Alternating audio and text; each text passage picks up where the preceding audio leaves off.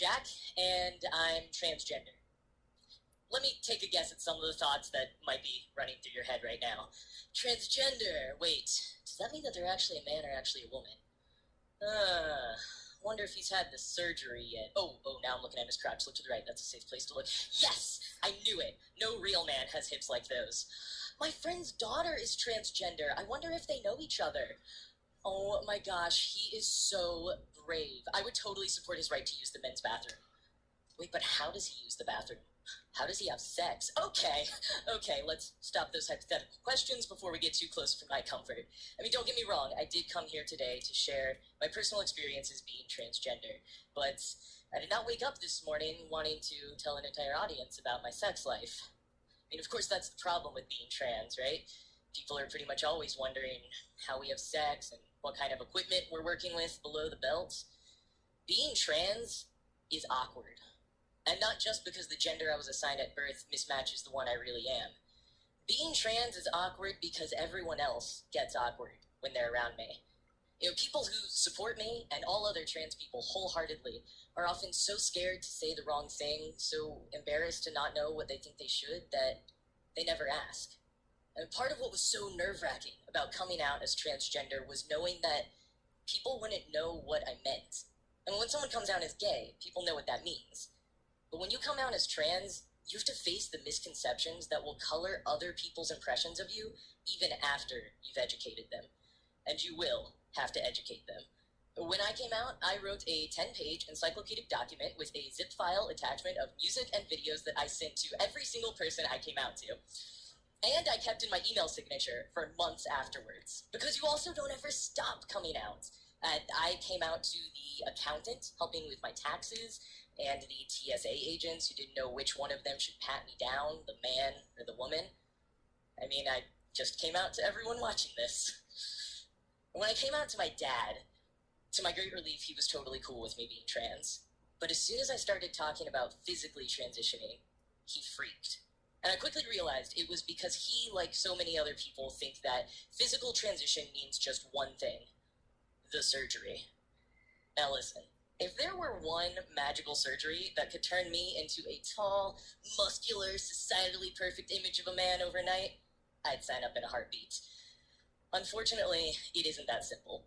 There are dozens of different gender-affirming surgeries, from chest surgeries to bottom surgeries to facial feminization and man sculpting. Many trans people will only ever undergo one procedure in their lifetime, if that. Maybe because they don't personally feel the need, but also because they're expensive, and health insurance is only beginning to cover them. Instead, the first step for a trans person seeking physical transition is usually hormone replacement therapy. Hormones are why I have a deeper voice and some sparse whiskers on my neck and a giant pimple on my chin. Basically, they put you through a second puberty. It's a blast.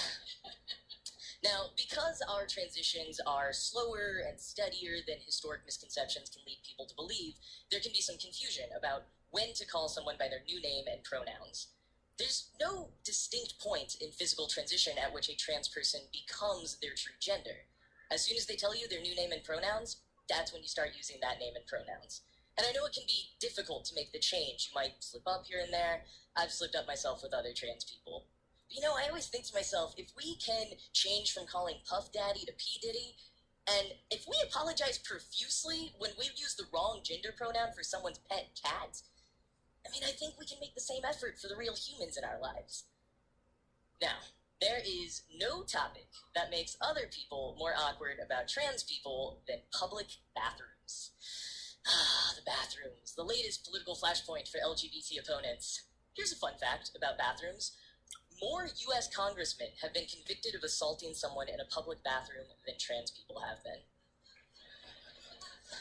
Now, the truth is, we trans people are so much more scared of you than you are of us. There's a huge point of discussion in trans communities about which bathroom to start using and when, so we don't attract attention that could lead to violence against us. I personally started using the men's room when I started getting confused and frightened looks in the women's room, even though I was petrified to start going into the men's room. Often we opt to just not go to the bathroom at all. A 2015 national survey of trans people found that 8% of us had had a urinary tract infection in the past year as a result of avoiding restrooms. These bathroom bills aren't protecting anyone. All they're doing is ensuring that when trans people are assaulted in bathrooms, the law will no longer be on our side when we report it. Being trans means a daily onslaught of these misconceptions. And I have it pretty easy.